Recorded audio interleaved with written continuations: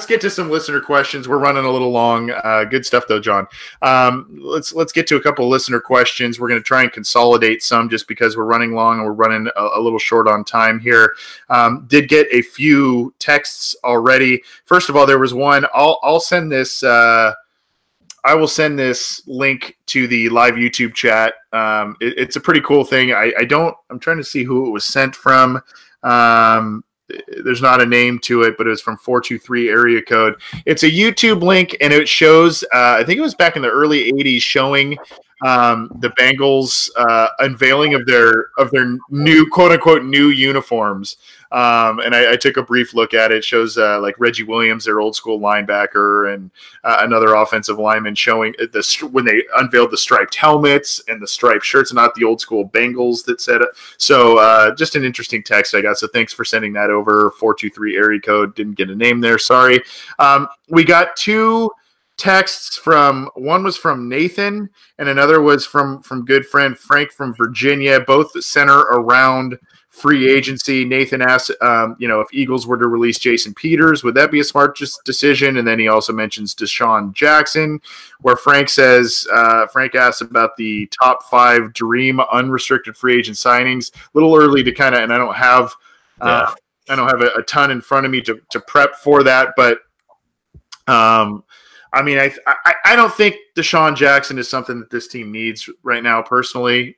Jason Peters is a talented guy and a guy who has done a lot towards the end of his career. I mean, he's extended his career very, very well, but he is up there in age. You've already got you got a decent left tackle in Cordy Glenn. I don't know if Jason Peters is the answer for the Bengals. I mean, maybe as a Band-Aid thing if that's the way they want to go. But I think to me, a guy that makes a lot of sense both connection-wise and position-wise is Roger Saffold. I think he's more of a left guard, but you can kind of switch some things around. Clint Bowling has shown some versatility in his years. I think Roger Saffold is a guy that I would say he's early 30s, so he's at the end of his career too. But I think if you get him on a decent contract, that's, like you said, John, he's a guy that could come in and maybe solidify the line right away. That's just one name to me that pops up to my head that's going to be out there aside from the names that these two guys mentioned to us. Yeah, Peters intrigues me a lot because of obviously like the player that he is, but more importantly, like those guys who are just supreme athletes, and Peters is definitely one of them. He ran like a 4.9 at 320 pounds, back in 2004.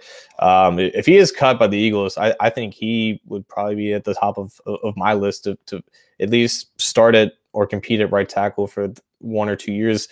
And hopefully they draft a guy in this year's draft that can kind of develop behind him. And the tackle that I originally thought of for that role was Ty Nsekhe. And this idea came to me when Bill Callahan was rumored to become the Bengals offensive line coach. Callahan is currently coaching Washington. That's where Nsekhe has been for the past couple of years. And he's been just a solid contributor. He's never been really given the chance to actually start, but he's mainly been kind of like the Anthony Collins guy, the kind of swing guy that plays on multiple positions. But when he played at right tackle for a durated period of time, he's actually been pretty decent. He's going to be 33, 34 years old, kind of in that range where he would probably accept a 2-3 year contract, minimal guarantees, but just enough for him to accept a starting position while you develop a guy that you maybe draft in the 2nd through 4th rounds at right tackle. Because honestly, like if you sign a guy in free agency, a guy in his 30s for a 2-year deal, you also have Cordy Glenn at left tackle, who I think has 2 more years left on his deal, and he's going to be in his 30s. So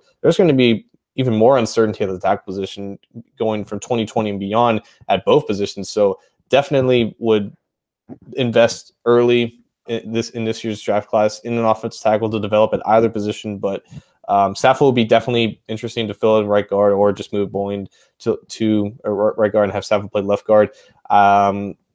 His price range is a little bit more questionable to me because he will be in his 3rd contract into his 30s.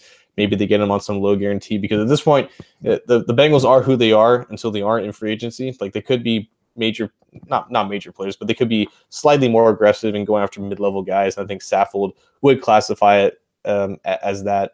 And Deshaun Jackson, I think they have what they need at receiver. They just need some new eyes and a new system to kind of better utilize them.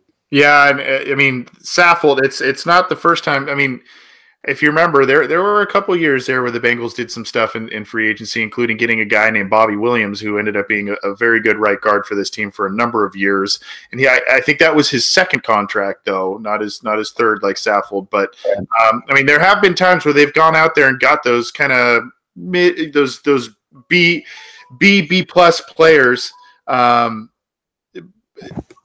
done that before. And, right. It hasn't been the first time that they've done that.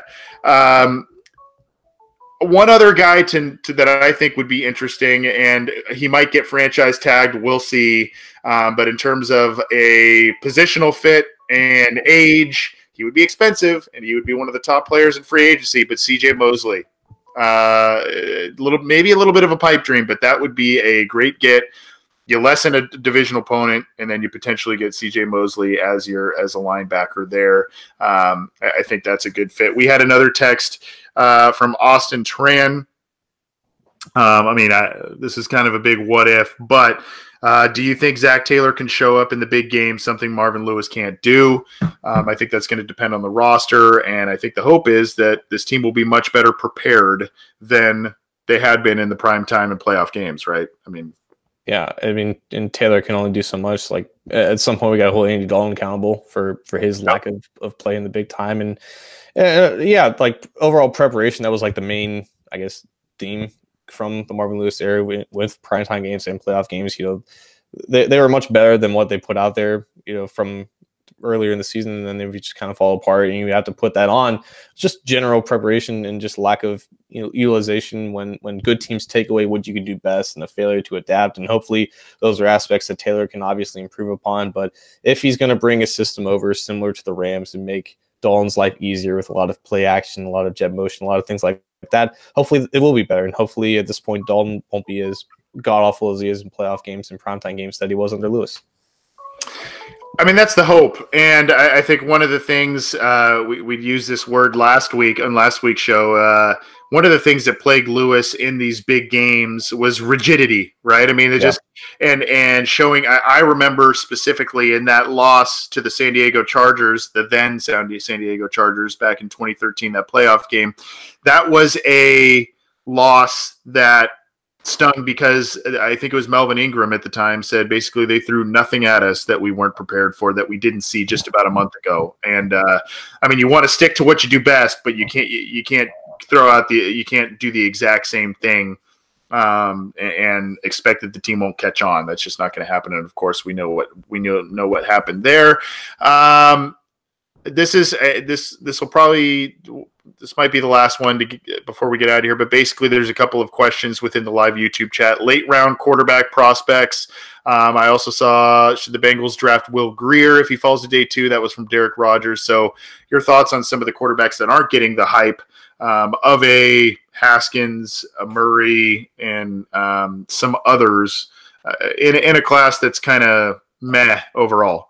Yeah, and a lot of those quarterbacks, they ended up being at the Senior Bowl, which was a largely unimpressive group. If you're talking about day 3, you would like to see a guy like Tyree Jackson maybe in there in the 4th or 5th round. He's like 6'7", build like Cam Newton, has a cannon of an arm, but never had the production indicative of a high-quality player. If you can snag him in the 4th or 5th round, that would be great.